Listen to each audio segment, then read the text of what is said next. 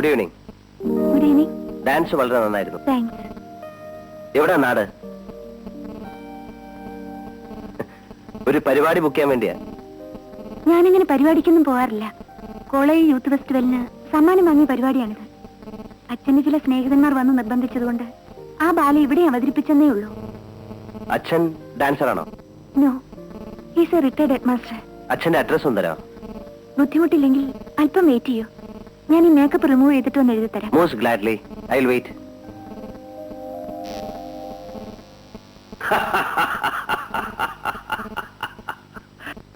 അമ്മാവൻ എന്തിനാ ചിരിക്കുന്നത്?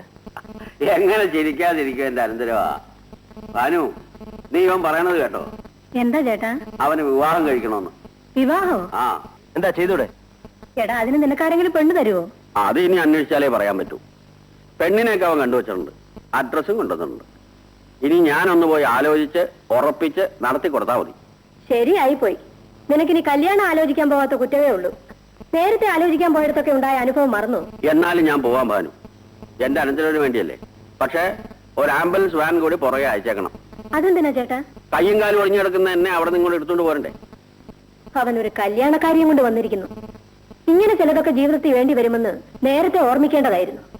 നേരത്തെ ഞാൻ പല തെറ്റും ചെയ്തിരിക്കാം. ഇനി ഒരിക്കലും അത് ആവർത്തിക്കില്ല. എടാ അനന്തരവനെ, ഇപ്പൊ നിനക്ക് ഇങ്ങനെ ഒരു ബുദ്ധിമോശം തോന്നാൻ എന്താ കാര്യം? ഇങ്ങനെയൊക്കെ ചോദിച്ച് അമ്മാവൻ എന്നെ വിഷമിപ്പിക്കരുത്. മരണം വരെ ഞാൻ ഇനി ഒരു തെറ്റും ചെയ്യില്ല അമ്മാവ. ശരി, നിന്നെ ഞാൻ വിശ്വസിക്കുന്നു. എങ്കിൽ അമ്മയും അമ്മാവനും കൂടെ രാധികയെ എനിക്ക് വിവാഹം കഴിച്ചു തരണം. ഏത് രാധിക? അതെല്ലാം ഞാൻ അമ്മാവനോട് പറഞ്ഞിട്ടുണ്ട്. ഏതായാലും ആ പെൺകുട്ടി സമർത്ഥയായിരിക്കണം. ഇല്ലെങ്കിൽ ഇവൻ ഇങ്ങനെ വീഴാൻ കാര്യമില്ല. നീ നന്നാവാനാണ് തീരുമാനിച്ചിരിക്കുന്നതെങ്കിൽ ആ പെണ്ണിന്റെയും അച്ഛന്റെയും കാല് പിടിച്ചിട്ടായാലും ഈ കല്യാണം ഞാൻ നടത്തിത്തരാം. നീ ദൈവത്തിന് മനസ്സിൽ ധ്യാനിച്ച് ആ അഡ്രസ് കൊടുതാ. മോനെ, കാപ്പി എടുത്തു വെച്ചിരിക്കുന്നു, പോയി കുടിക്കേ. അനു, ഈ കല്യാണം നടന്നാൽ ഇവ നന്നാവും. ലീലേ, ഇതെടുത്തോട്ട് പോ. ഞാൻ ഇനി കുടിക്കില്ലെന്ന് പറഞ്ഞില്ലേ? എടുത്തോണ്ട് പോവാൻ. എന്നാലും എന്നോട് ഈ ചതി വേണ്ടായിരുന്നു മോഹൻ സാറേ. സാർ എന്നെ ഉപേക്ഷിച്ച പിന്നെ എനിക്ക് ആരുമില്ല. നോണ പറയല്ലേ വിലാസിനി, നിനക്ക് പലരും ഇല്ലേ? എന്റെ സ്ഥിതി അതാണോ? ആശാനായിട്ടും ശിഷ്യനായിട്ടും കൂട്ടുകാരനായിട്ടും ഉണ്ടായിരുന്ന ആകെ ഒരു തിരിയല്ലേ? ഈ കടുങ്കൈ കാണിച്ചാ പിന്നെ ഞാൻ വഴിയാധാരമല്ലേ? ഞാൻ എന്ത് ചെയ്തെന്നാ നിങ്ങൾ ഈ പറയുന്നത്? ഒന്നും ചെയ്തില്ലേ, പിന്നെ കല്യാണം ചെയ്യാൻ പോണെന്ന് പറഞ്ഞതോ? എനിക്ക് പിന്നെ കല്യാണം കഴിക്കണ്ടേ? എങ്കിൽ പിന്നെ എന്നെ ഇവിടെ താമസിപ്പിച്ചിരിക്കുന്നത് എന്തിനാ? തൊഴിൽ വെച്ചാണല്ലോ. ഞാനാണ് ഇവിടെ താമസിപ്പിച്ചിരിക്കുന്നത്. താമസിപ്പിച്ചിരിക്കുന്നത് ഞാനാ. എന്നാലും സാറിന് ഇവളോടൊരു പ്രത്യേക മമത ഉണ്ടായിരുന്നല്ലോ. മമത ഉണ്ടായിരുന്നെങ്കിൽ ഞാൻ ഇവൾക്ക് കൈനിറയെ കാശും കൊടുത്തിട്ടുണ്ട്, ഇല്ലേ? അത് നേരാ. മേലാൽ അവിടുന്ന് വന്നിട്ടുണ്ട്, ഇവിടുന്ന് വന്നിട്ടുണ്ട്, പുതിയത് വന്നിട്ടുണ്ടെന്നൊക്കെ പറഞ്ഞേ എനിക്ക് ആളെ വിടരുത്. ഇനിയെങ്കിലും ഞാനൊന്ന് നേർവഴിക്ക് ജീവിച്ചോട്ടെ. ഓ, ഇതെന്റെ അവസാനത്തെ വരവാ. ഇതാ, ഇതിരിക്കട്ടെ. എല്ലാ ഇടപാടുകളും തീർത്തിരിക്കുന്നു. വരട്ടെ? ഇല്ല, ഞാൻ യാത്ര പറയില്ല. അത് നിന്റെ ഇഷ്ടം. ഞങ്ങൾക്കൊന്നുമില്ലേ? എല്ലാവർക്കും കൂടെ ചേർത്താ കൊടുത്തിരിക്കുന്നത്. അയ്യോ, അപ്പൊ എന്റെ കാര്യം ആശാനെ. നീ പോയി എന്തെങ്കിലും ജോലി ജീവിക്കടാ. എന്നാ ഒരു തമ്പുരു മേടിക്കാനുള്ള കാശെങ്കിലും താ. ഹരിശങ്കര ശിവശങ്കരമായി ജീവിച്ചോളാം. ദൈവം നമ്മളെ ചതിക്കൂ ഉത്തമ. Not sure. ഭഗവാനെ, ഈ കല്യാണം ഒന്ന് കലക്കി തരണേ. ഇങ്ങനെയൊക്കെ ആണെങ്കിലും എന്റെ അനന്തരവനെ ഞാൻ സമ്മതിച്ചിരിക്കുന്നു ഭാനു. ഇവനെ നേർവഴിക്ക് കൊണ്ടുവരാൻ ആ പെൺകുട്ടിക്ക് കഴിയും. നേരാണോ ചേട്ടാ? അതേടി, നല്ല കുട്ടി, വീടും വീട്ടുകാരും ഒക്കെ കൊള്ളാം. പിന്നെ സാമ്പത്തികമായി അവർ സ്വല്പം പിന്നാക്കമാണ്. സ്വത്തിന്റെ കാര്യം പോട്ടെ ചേട്ടാ, വേണ്ടതിലേറെ ഇല്ലേ ഇവിടെ? നമ്മുടെ മോന്റെ കാര്യത്തിൽ അവർ അഭിപ്രായ വ്യത്യാസം വല്ലതും പറഞ്ഞു എന്നാണ് എനിക്ക് അറിയേണ്ടത്. അത് പറയാൻ ഇവനെ പറ്റി ഇതുവരെ അവർക്കൊന്നും അറിഞ്ഞൂടല്ലോ. പെണ്ണിന്റെ അച്ഛൻ ഇവനെ കാണാൻ വരുമെന്ന് പറഞ്ഞിട്ടുണ്ട്. അദ്ദേഹം എന്ന് വരും അമ്മ? 5-ാം തീയതി വരാമെന്നാ പറഞ്ഞത്. ഓ, അവന്റെ ഒരു തിടുക്കം കണ്ടില്ലേ? എന്റെ ഗുരുവായൂരപ്പ, ഈ കല്യാണമെങ്കിലും നടത്തി തരണേ. ഇത് നടക്കും ഭാനു.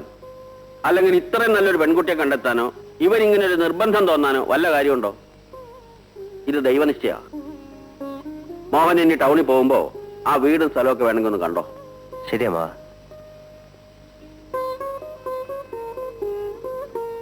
ആ പെൺകൊച്ചും കൂടെ വന്നോട്ടെ ഭാനു.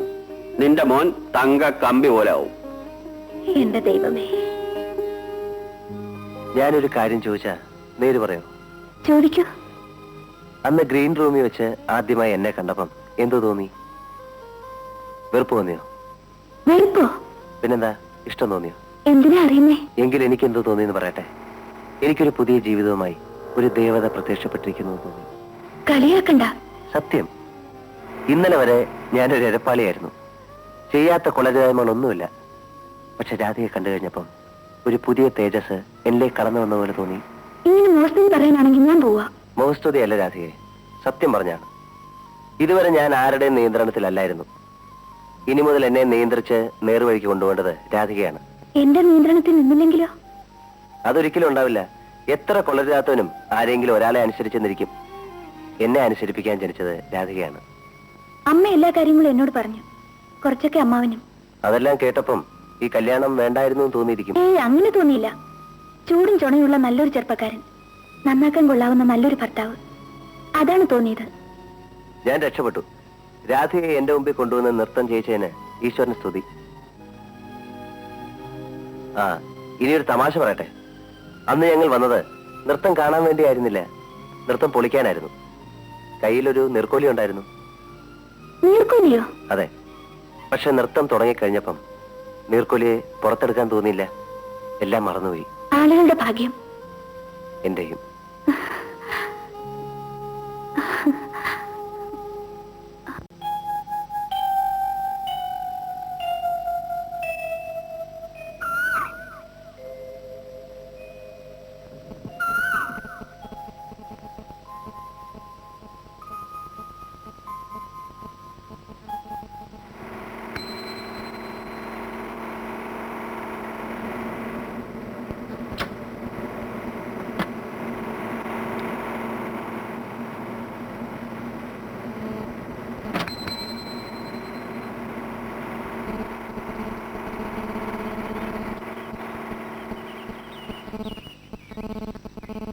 ഈ ഭാനുമതി അമ്മയുടെ വീട് ഇവിടെ അടുത്താണോ?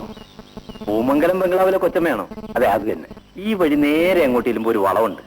അവിടെ ആരോട് ചോദിച്ചാലും പറഞ്ഞു വലിയ ഉപകാരം. നീ ഉത്തമനെ അടിച്ചോ? അടിച്ചു. എന്തിനാണ് ഇവൻ നിന്നെ അടിച്ച്? അച്ഛനെ ഞാൻ ഇയാളുടെ ഷാപ്പിൽ കയറി അല്പം സ്മാൾ അടിച്ചു. അപ്പ കൊടുക്കാൻ പോക്കറ്റ് ദ്രവ്യമില്ലായിരുന്നു. പിന്നെ കൊടുക്കാമെന്ന് പറഞ്ഞപ്പോ ഇയാൾ എന്റെ ചെവുക്കുറ്റിക്ക് ഒരു അടി. നേരാണോ അവൻ പറഞ്ഞേ? കാശ് ചോദിച്ചപ്പോ എന്റെ തന്തയ്ക്ക് പറഞ്ഞു. തന്തയ്ക്ക് പറഞ്ഞാ നീ അടിക്കൂ? പിന്നെ ഉമ്മ അയ്യോ, അയ്യോ. വിലാസിനി, പിടിച്ച് മാറ്റ്, പിടിച്ച് മാറ്റ്, താമസിച്ചേ. പിടിച്ച് മാറ്റ്, പിടിച്ച് മാറ്റ്. അയ്യോ. അച്ഛനെ, അച്ഛനെ കത്തിയെടുക്കല്ലേ, അച്ഛനെ കത്തിയെടുക്കല്ലേ. എന്താ അവിടെ? ഒരു ചെറിയ അടിയാ. അതിവിടെ പതുവാ. ഏതാ ബഹളം ഉണ്ടാക്കുന്ന പയ്യൻ? പൂമംഗലത്തെയാ. പൂമംഗലത്തെ ഭാനുമതി അമ്മയുടെ മകൻ. ഒന്ന് പറഞ്ഞ് രണ്ടാമത്തേന് കത്തിയെടുക്കും. ആരുടെ കൈ കൊണ്ട് എപ്പോഴാ ചാകുക എന്ന് ദൈവത്തിനറിയാം. അച്ഛനെ, അച്ഛനെ കത്തി. പോടാ.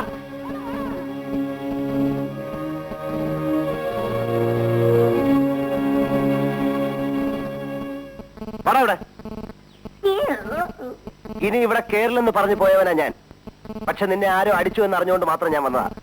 ഇനിയെങ്കിലും മര്യാദയ്ക്ക് ജീവിക്കണം.